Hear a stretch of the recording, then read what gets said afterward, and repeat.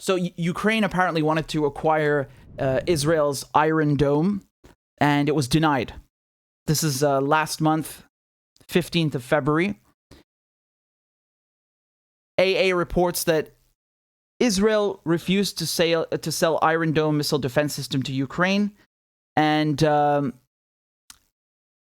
they did this to avoid upsetting Russia, right? So, quote, in an effort to avoid at all costs Israeli involvement in the crisis between Russia and Ukraine, Israel refused to sell the Iron Dome missile defense system to Kiev in order not to annoy the Russians, said the author of Revolt. And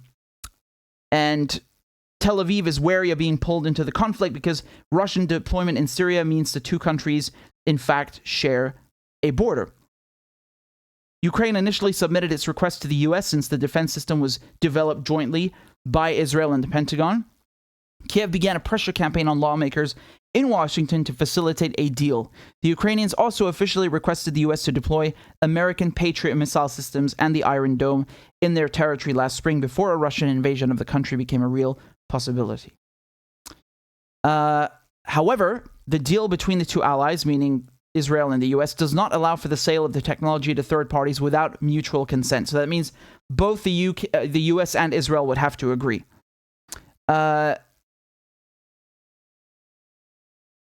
Let me explain something to you. So in Israel, you actually have a lot of Ukrainians and Russian Jews. A very, very big percentage of Israelis are Eastern European Jews. They started coming to Palestine in the late 19th century and early 20th century. And again, this is so ironic watching Israelis like protest against Russian occupation while they're occupying Palestinian land. I mean, the irony and lack of self-awareness is blistering.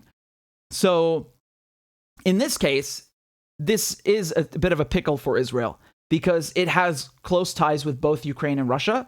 Many of Israelis are Ukrainian or Russian, either in descent or some of them even still have dual nationality. And so, yep, I'm not surprised that they refused to sell the Iron Dome to Ukraine because, again, that's not just an Israeli weapon, it's an American weapon. So let's say that they were able to give Ukraine the Iron Dome, right? This can only be done with consent of the Americans. So again, that's seen as aggression in the eyes of the Russians. And already the Americans have given $200 million in January, so a month before this, to the Ukrainians.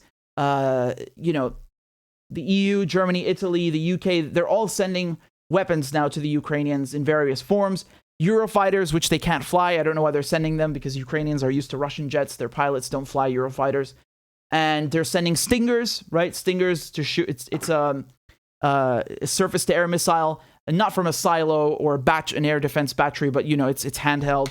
And Iron Dome is basically a system that shoots down incoming rockets, short-range rockets, okay?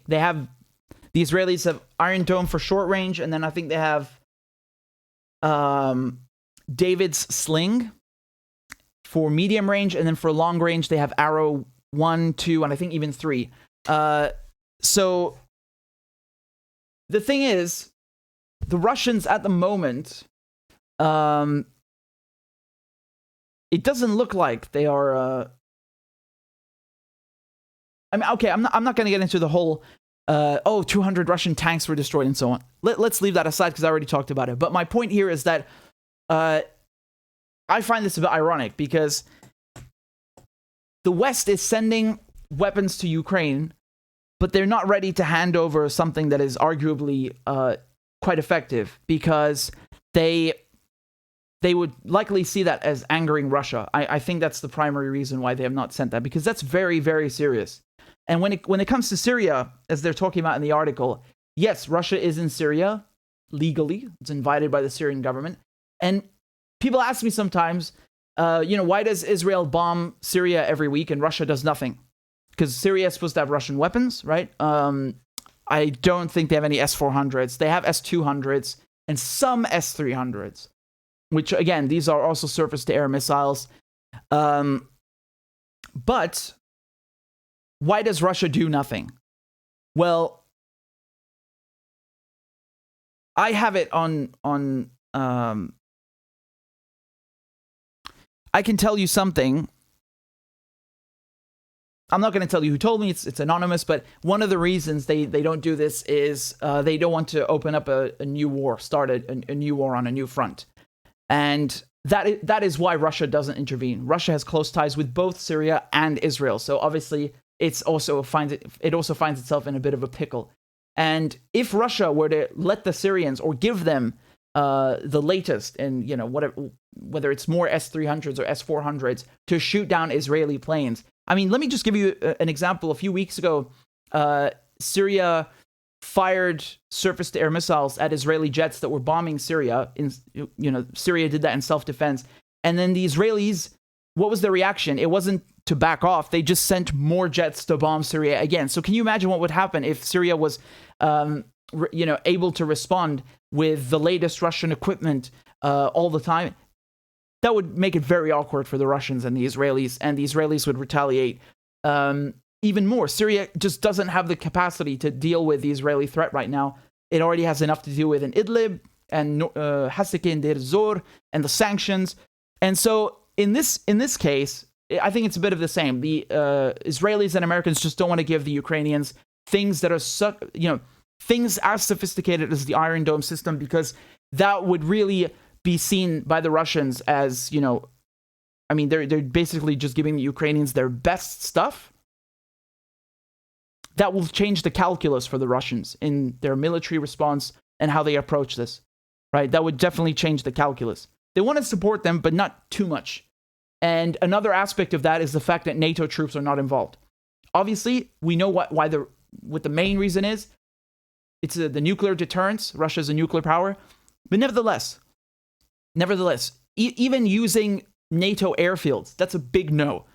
There was some tweet from the Ukrainian government, which they deleted because it's complete bullshit. They were saying that they're going to get jets from Poland, and they're even going to be able to use Polish airfields, again, which is basically NATO airfields.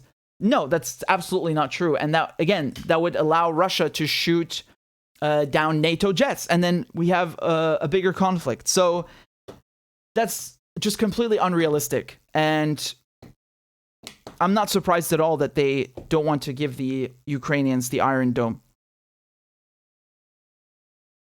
You can see here it actually just said what I told you, that Israel uses the Iron Dome defense system to intercept short-range missiles and rockets.